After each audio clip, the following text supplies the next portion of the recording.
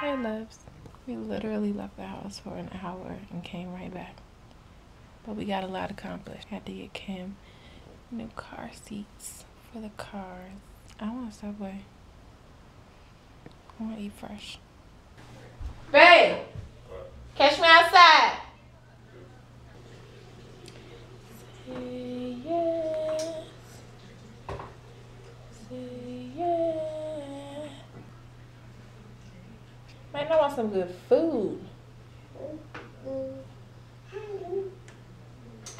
What is that? You ate them all? Big girl eating them blueberries. It feels so late.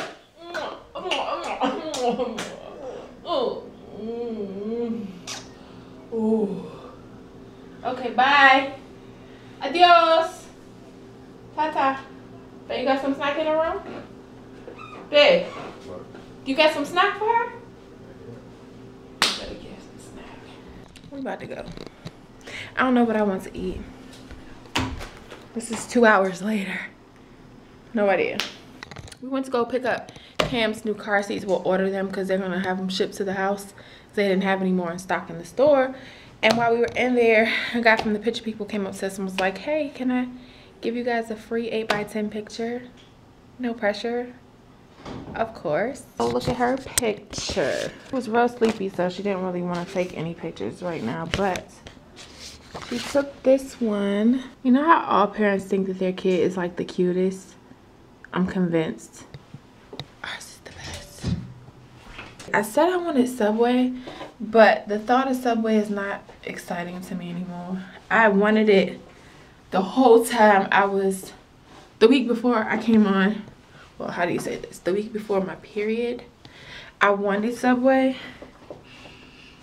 And every time I would go, it would be closed. And now I don't want it. But watch I end up getting that. I really want to get a car thing. What's it called? A holster or whatever. I really, what was I gonna say? It just left me. I swear, mom brain is real. Anybody who doesn't believe in mom brain is not a mom yet. Okay? Because when it hits, your memory is just gone. It's shot. Alright, so I'm about to roll out. Let's go find some food. When I tell y'all I just been sitting in the parking lot at Subway for like the last 20 minutes. Like really trying to decide if that's what I wanted to eat. So what I wanted to talk to y'all about was the fact that we got the results back from Cameron's EEG, and everything came back normal. Every single thing was normal, and I'm excited about that. That's really, really good news. So thank you to everyone who was praying for us, encouraging me, encouraging our family. You know, this has just been a rocky road, but I'm so happy that we're coming to the end of this road where pretty much everything that she'll be experiencing going forward will pretty much be considered normal. The only thing that we have left to do now is get her eyes examined because she's gonna have to have glasses, but I'll talk to you about it in a second. Okay, so yeah, she has to get glasses. That's what it looks like. She's gonna need glasses, so she'll be one of those cute little kids that have the little glasses on her face. Well, she has an inverted, her left eye is inverted a little bit, a lot of it, not even gonna lie, it's inverted quite a bit. So she's gonna go for her eye exam in 2 weeks, and then they also are going to prescribe her sunglasses to wear to prevent migraines when she's outside, or to help prevent as much as possible. Obviously whatever's meant to be will be, and if she gets one, you know, she gets one, but it's a precautionary measure. So we have an appointment with a pediatric ophthalmologist in a couple of weeks to get that straightened out, and then other than that, we're doing really, really well. I really do want to raise awareness for her condition because I feel like there's so many parents who are experiencing a lot of the abnormal things that we experience with Cam and being told that it's normal. So I'm thinking about it, but I can tell you some of the things that we've done or that I've done to change and kind of help her. One of them is I changed her diet. Really, I didn't really change her diet per se, but I'm more mindful of what we feed her, because Cam is just coming off of being on baby food. I breastfed her for 8 months, and then she had baby food from 8 months to 12 months, and then from the baby food to table food. So when she turned 12 months, I started giving her more table food. By the time she was full 13 months, she was on table food all the way. Now, I feel like that was a good time for us, because keep in mind, she was leaning. So a lot of things that you may have given your 9, 10, 11-month-old, she couldn't have held in her mouth without choking, because her head was leaning over so much.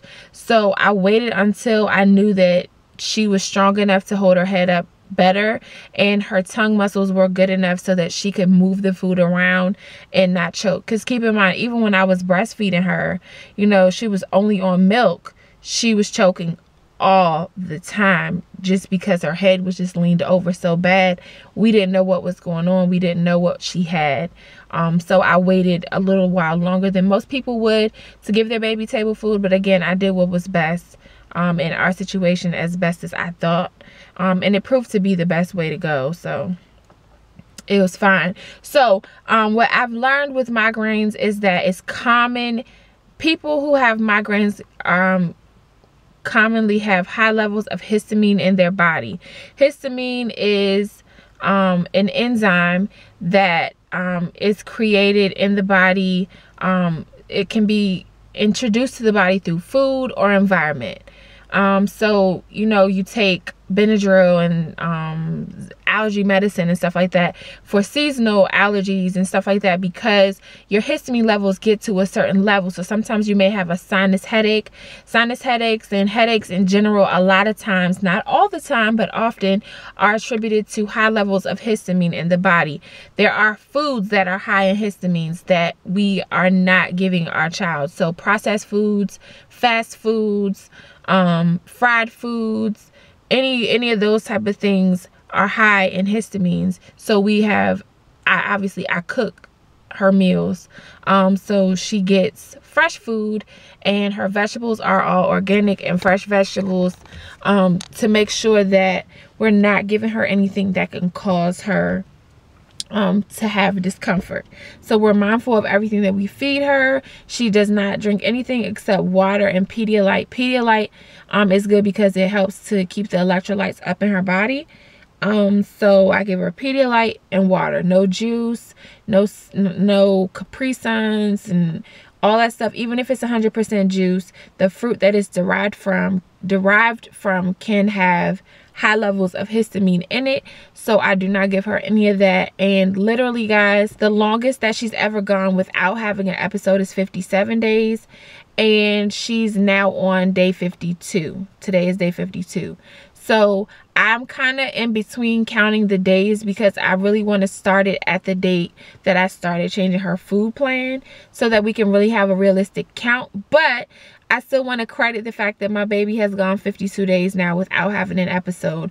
I do feel like one is imminent, because now she's leaning on the opposite side. So generally when she comes up from whichever side she's been leaning on, once she's leaned to the right, and then she comes up, and then she leans to the left, and then she's getting ready to come out of the left, or if she's coming out of the right, if she's leaned on the opposite side already, she generally has a migraine, an episode. Some episodes don't have migraines. Some episodes are just vomiting episodes. Some episodes are just vertigo. Some episodes are vomiting, vertigo, and migraine. Some episodes are just migraine and vertigo, but they all include vomiting. So it's a really difficult thing to kind of figure out. It's kind of hard to pinpoint. Most babies, after a while, parents can kind of pinpoint it, and like they can kind of estimate the child's cycles. We haven't come to a place where we have an exact count on cycles, because her days are just so random at this point. But the good thing is that we know that everything that she's naturally experiencing is normal. It's normal for her condition. obviously, if you had a child who was not diagnosed with her condition, who's doing the things that she's doing, it's abnormal. But because we know now what it is and what to attribute her symptoms to, we know what's going on, and so we're okay with it in a way. It's still very painful, and it's scary to even think about what happens when she goes through that. I hate to see her uncomfortable, but I'm more okay with it per se, because I know she's okay. You know, I know that this is just something that's going to pass. It's nothing else that we can do. So the most that we can do for her is give her medication to help her be as comfortable as possible.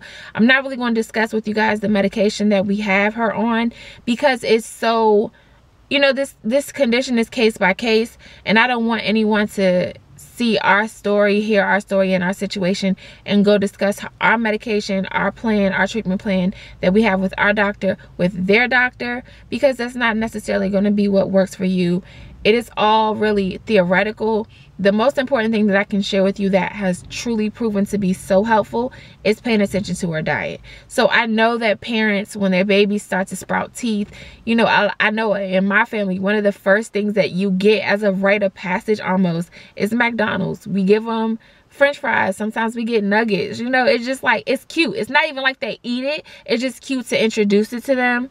Those are things that Cameron can't have. So she can't have hot dogs. She can't have fried food. She can have fries, but I don't typically give her them, you know.